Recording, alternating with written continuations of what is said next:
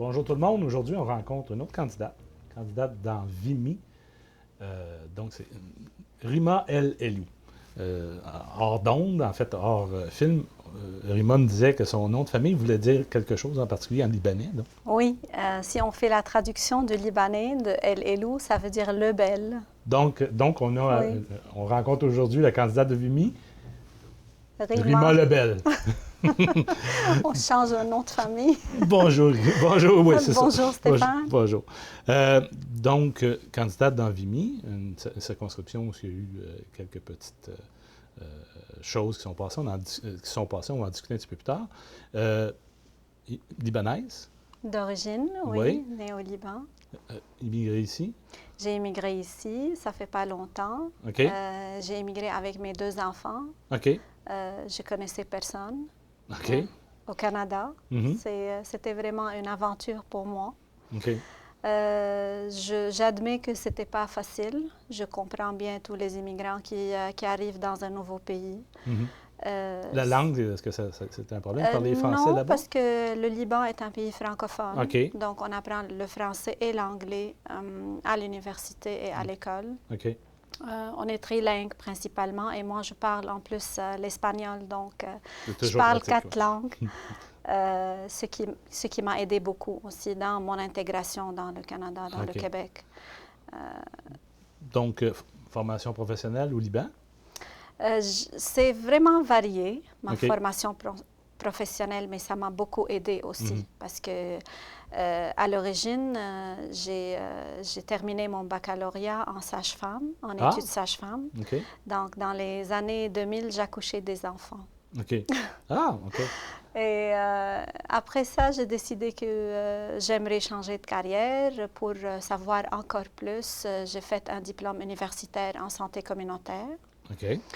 Et après, je me suis embarquée dans les ressources humaines. J'ai travaillé en tant que directrice de ressources humaines dans un hôpital de 450 employés au Liban. Et encore une fois, ma curiosité m'a poussée à faire plus des études. J'ai fait une maîtrise en administration des affaires. Ah, OK. Un double MBA de l'École supérieure de commerce de Paris et de l'École supérieure des affaires de Beyrouth. OK. Donc, j'ai fondé ma propre entreprise en marketing dans le temps. Après ça, lorsque j'ai émigré au Canada, j'ai trouvé que je veux faire quelque chose de nouveau. Okay. Donc, j'ai fait mes études à l'HEC en marketing. Même moi aussi, j'ai été au HEC. Oui, j'ai fait mon bac et mon DSS en fiscalité. Un bac, DSS en fiscalité, DSS en gestion, DHEC. Moi aussi. Super bonne école en passant. Oui, c'est une super bonne école. Et ensuite, j'ai étudié les droits d'immigration. J'ai un diplôme en pratique d'immigration. Je ne suis pas avocate, non, c'est en ligne que je l'ai fait, mais j'ai fait tous les tests pour avoir le permis au niveau Canada et au niveau Québec. Je suis consultante réglementée en immigration canadienne. Présentement, je travaille à mon compte. Ah, OK. Donc, c'est intéressant de connaître, ça m'a aidé beaucoup à connaître les lois du pays, les réglementations en vigueur en ce qui concerne l'immigration. Et ça m'a aidé aussi à aider beaucoup de monde à immigrer ici légalement. Oui, parce que c'est une problématique qu'on discute souvent dans l'actualité. Il y a une différence entre ce qui est votre travail, en fin de compte. Oui. D'avoir des immigrants légaux qui font le processus, puis l'immigration que quelqu'un qui traverse sans... C'est une chose qui m'interpelle dans tout ce qui arrive présentement avec les frontières qui ne sont pas comme... je ne pourrais pas dire qu'il y a un contrôle pour les frontières, surtout au Roxham Road. On a vu ça, qu'il y a des gens qui attendent beaucoup de temps pour avoir leur approbation pour les dossiers d'immigration. En fin de compte, on voit d'autres mondes qui arrivent ici. Mais justement, une perspective d'immigrante sur qu'est-ce qui se passe présentement, comment c'est perçu par quelqu'un? C'est frustrant. C'est frustrant? Oui, c'est frustrant pour tout le monde qui ont fait la démarche légalement, qui ont pris le temps pour remplir les documents, paperasse, qui ont Il y a des sous. attendu, Il y a des sous qui ont sont payé payés de aussi. l'argent, qui ont fait les examens de tests test de langue, les examens médicaux, le background check criminel. Ouais, il y a même du médical. Oui, c'est quelque chose que j'apprends. Oui. Ouais. Je ne savais pas qu'ils faisaient faire des tests médicaux Oui, il aux y gens a qui veulent migrer l'immigration, légalement. ça se passe à deux niveaux. Il y a l'acceptation au niveau, par exemple, si on parle de Québec, il y a Mhm. en premier, c'est le Québec qui choisit les immigrants. Après ça, l'admissibilité, Mhm. c'est fait par le gouvernement fédéral. OK. C'est eux qui font les tests médicaux et OK. les études sur le background criminel, Mhm. les C'est certificats pour de ça que c'est long. police et tout ça. Ça, c'est Oui. long parce que, par exemple, le background criminel, j'imagine, vu que c'est dans un autre pays, la documentation, c'est pas pareil. Oui. Ça peut être difficile là, de Oui. déterminer Ça prend du le temps. vrai passé d'une personne. Là. C'est ça. Je connais des gens, des immigrants, ils ne savent même pas leur date de naissance. Ah oui? Oui, Oui. c'est à peu près telle année, à peu près telle date. Fait Oui. que Oui. on peut s'imaginer que dans certains pays, effectivement, ces informations-là n'existent pas. Fait qu'une vérification Il y a des des dossiers cas criminels, pareils, c'est oui. semblable. C'est pour cela la première chose qui est très intéressante pour le gouvernement, c'est de valider l'identité de la personne. Effectivement. Donc, Candidate dans Vimy. Dans Vimy, c'est quoi les dossiers chauds, les dossiers que Rima veut s'occuper, les dossiers, particulièrement, ça fait moi un bout de temps que je fais les visites dans mon comté, surtout les personnes âgées. Mhm. Et j'ai été surprise de savoir qu'au Canada, qu'un pays comme le Canada, dans un pays comme le Canada, il y a encore des aînés qui ne peuvent pas payer 3 repas par jour. OK. Donc, ça fait mal au cœur. Parce que lorsque je parle avec eux, ils me disent parfois on mange une fois par journée parce qu'on ne peut pas payer 3 repas. OK. C'est vraiment, ça fait mal au cœur. J'ai visité aussi des organismes communautaires qui combattent la pauvreté et j'étais quand même surprise qu'il y a un taux de pauvreté aussi élevé Chez les aînés. Chez les aînés et chez les familles. Mm-hmm.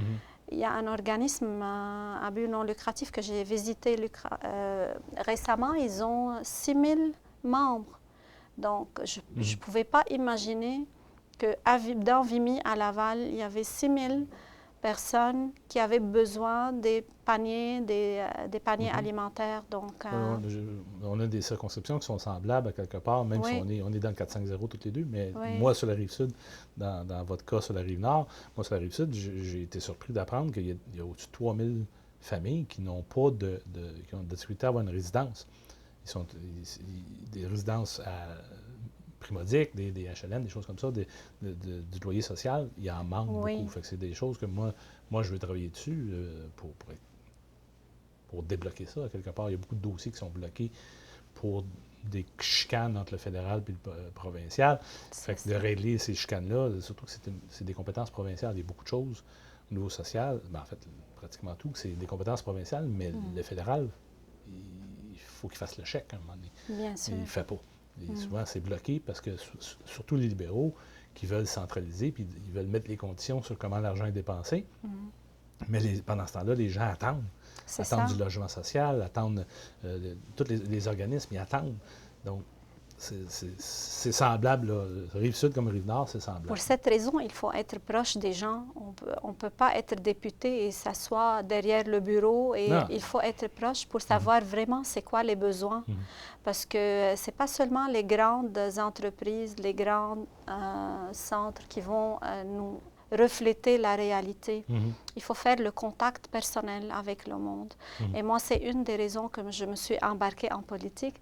J'ai dit que je vais abuser la politique, je vais utiliser la politique pour aider les gens humanitairement. Parce que lorsque je me suis arrivée, moi, au Canada, avec les enfants, je ne connaissais personne. Je ne savais pas par où commencer, mais quand même, j'ai fondé un organisme à but non lucratif. J'étais membre fondatrice dans un organisme à but non lucratif pour aider le monde. Donc, surtout dans le domaine de l'emploi, pour trouver de l'emploi, pour qu'ils s'intègrent plus, les nouveaux immigrants, les nouveaux arrivants dans le pays, pour réduire le taux de chômage, pour répondre à la pénurie de main-d'œuvre. Donc, c'était ça mon objectif. Excellent. Vimy, il y a eu, quelque chose de particulier qui s'est passé. En ce moment, c'est une circonscription qui est détenue par les libéraux. Oui. C'est quoi le nom de la députée? Eva Nassif. Ah oui, Eva Nassif. Okay. Oui. Et Mme Nassif voulait se représenter. Mm-hmm. Et de la manière que je comprends, elle a été refusée l'accès à sa candidature.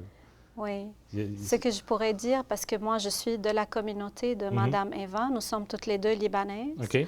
On a entendu parler qu'elle va être nommée prochainement. Et ce que je savais, qu'elle attendait la nomination, elle faisait son levée de fonds, elle a ramassé tout l'argent qu'elle a besoin pour faire sa campagne. Et, là, c'est quelqu'un d'autre qui dépense. Et il disait que, je ne sais pas si les chiffres publiés sont corrects, il disait que c'était 75 000 $ qui ont été ramassés par l'équipe de Mme Eva Nassif. Et soudainement, on voit quelqu'un d'autre qui vient parachuter pour prendre cet argent. C'est choquant.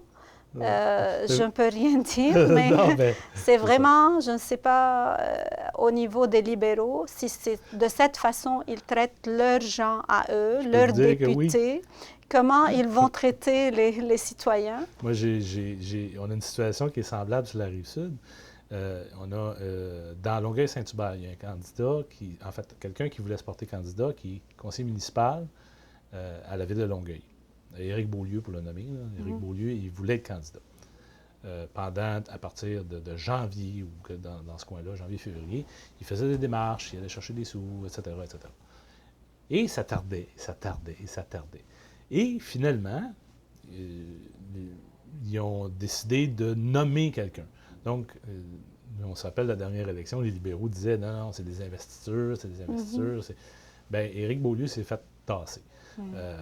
Bon, c'est moins préoccupant parce que c'est des libéraux, là, quelque part, sauf que ça semble être un modus operandi. Ils semblent fonctionner comme ça. Oui. C'est étrange. Ce qui est intéressant, c'est qu'ils n'ont pas donné une raison qui est valide. Donc, on entendait parler qu'Eva, elle est sortie récemment dans la publicité, dans les médias. Elle a dit que, parce qu'elle ne supportait pas la position de M. Trudeau concernant SNC-Lavalin, mais lui, il n'a pas répondu à cette affaire. Qu'est-ce qu'il cache, lui? On ne sait pas.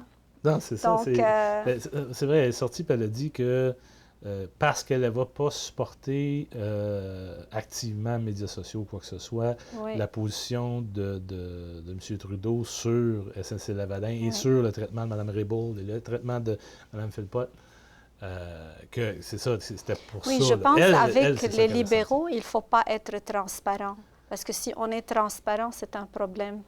Ouais, donc, la transparence, ça cause un problème, même pour leurs députés à eux, même pour leurs candidats. Donc, oui, c'est particulier. Ce que nous, on ne voit pas chez nous. Non, on n'a pas ça.